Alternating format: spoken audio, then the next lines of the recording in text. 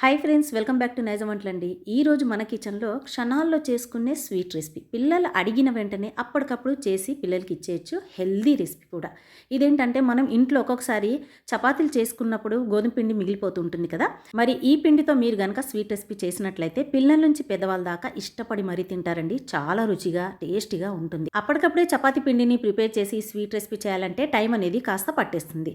అలాంటప్పుడు మనం డైలీ చపాతీ చేస్తూనే ఉంటాం కదా. కొంచెం పిండిని మిగిల్చినప్పుడు ఈ విధంగా ట్రై చేసి చూడండి. టైం అనేది చాలా వరకు సేవ్ అవుతుంది అండ్ టేస్టీ రెసిపీ కూడా అప్పటికప్పుడు క్షణాల్లో చేసేయచ్చు.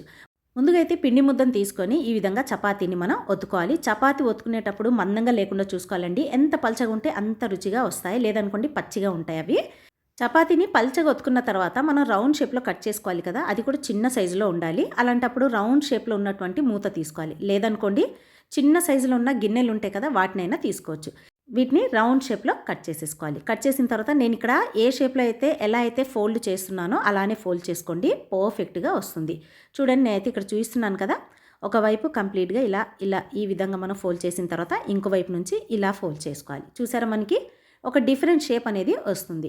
ఇలా మిగిలిన పిండితో కూడా మనం కరెక్ట్గా ఫోల్డ్ చేసుకొని అన్నిటినీ ప్రిపేర్ చేసేసుకోవాలి. చూసారు కదా, నేను ఒక ప్లేట్లోకి తీసేసుకున్నాను. ఇప్పుడు ఏం చేయాలంటే స్టవ్ మీద వేడి వేడి వాటర్, అంటే వాటర్ మొత్తం చక్కగా బాయిల్ అయిపోయిన తర్వాత వీటన్నిటిని ఇందులోకి వేసేసుకోవాలి.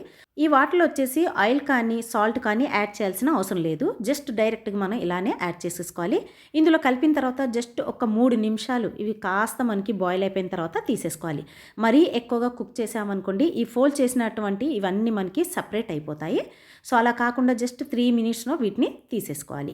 ఒక ప్లేట్లోకి తీసేసుకున్న తర్వాత ఇప్పుడు ఇంకో ప్యాన్లోకి నేనైతే మిల్క్ తీసుకున్నాను. ఫుల్ క్రీమ్ మిల్క్ తీసుకోండి, చాలా రుచిగా వస్తుంది. ఈ క్రీమ్ మిల్క్ వచ్చేసి నేను 1/2 లీటర్ తీసుకున్నాను. ఒక బౌల్లో వచ్చేసి 1.5 టేబుల్ స్పూన్ వరకు కస్టర్డ్ పౌడర్ తీసుకోవాలి. ఇందులో కొంచెం వాటర్ని యాడ్ చేసి ముందుగా అయితే వీటిని కలుపుకోవాలి. డైరెక్ట్ పౌడర్ని మాత్రం మిల్క్లోకి అస్సలు యాడ్ చేయొద్దు. మనం ఇలా కొంచెం వాటర్లో కలుపుకొని మిల్క్లోకి తీసుకోవాలి.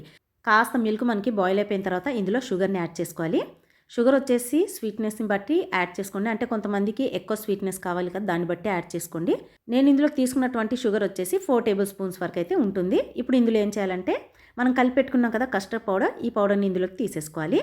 లో ఫ్లేమ్ మీద పెట్టి మనం కంటిన్యూస్గా కలుపుతూనే ఉండాలి. ఈ స్వీట్ని ప్రిపేర్ చేయడానికి మిల్క్ని ఎక్కువగా మనం బాయిల్ చేయాల్సిన అవసరం లేదు. జస్ట్ కొంచెం మనం బాయిల్ చేసిన తర్వాతే కస్టర్డ్ పౌడర్ని యాడ్ చేసిన తర్వాత ఈ విధంగా మనం డైరెక్ట్గా ఇందులోకి తీసేసుకోవచ్చు. ఈ స్వీట్ తినేటప్పుడు క్రీమీ టెక్స్చర్ మనకు ఉండాలి కాబట్టి కస్టర్డ్ పౌడర్ని యాడ్ చేసాం కదా, సో దీంతో మనకి క్రీమీ టెక్స్చర్ అనేది ఆటోమేటిక్గా వచ్చేస్తుంది. సో చూడండి, నేనైతే కొంచెం ఇక్కడ బాయిల్ అయిపోయిన తర్వాత స్టవ్ని ఆఫ్ చేసేస్తున్నాను. అంతే ఫ్రెండ్స్, చూసారు కదా, మనకి ఎక్కువ టైం కూడా పట్టలేదు, క్షణాల్లో చేసేసాం కదా. మరి పిల్లల నుంచి పెద్దవాళ్ళ దాకా ఇష్టంగా లాగిస్తారు. ఇది కూడా డైరెక్ట్గా మనం అలా సర్వ్ చేయకుండా కొంచెం మనం ఫ్రిడ్జ్లో పెట్టేసి ఒక 1/2 అవర్ తర్వాత తిన్నామనుకోండి, రుచి అద్రిపోవాల్సిందే.